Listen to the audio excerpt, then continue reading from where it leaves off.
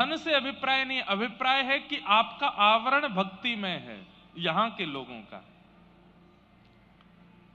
भले ही कार्य कुछ भी करते हो, चाहे रिक्शा चलाने वाला हो, चाहे करोड़ों का टर्नओवर करने वाला हो, माथा सूना नहीं रहेगा।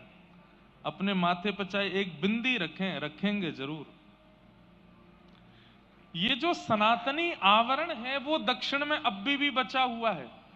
भले ही वो टीका लगा करके नीचे लुंगी बांध करके खाते, भले ही मांस हो, यहाँ के कई दक्षिण भारतीय लोग, कई लोग मांस खाते हैं पर फिर भी टीका लगाते हैं। मैंने तो एक आध जगह ऐसे ही देखा कि वो कुछ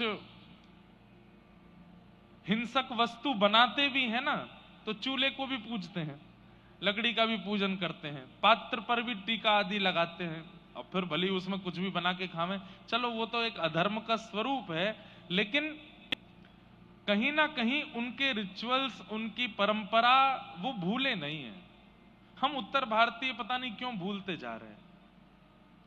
अब तो समय बदल गया, अब तो हमको लोग पहचानने लगे, फ्लाइट में, ट्रेन में, बस में, सब जगह। जब हमें कोई जानते नहीं थे तब हम और हमारे जैसे अनेक कथा वक्ता संत जनों को एयरपोर्ट पर ऐसे देखा जाता था कि कोई एलियन घूम रहे हैं क्या, धोती पहन करके, कुर्ता पहन करके। तिलक लगाना हमारे यहां बड़ा एक आश्चर्यजनक, उत्तर भारत में आश्चर्य की बात होती है कि कोई तिलक लगा करके घूम रहा है। लेकिन दक्षिण भारत में यह सौभाग्य है।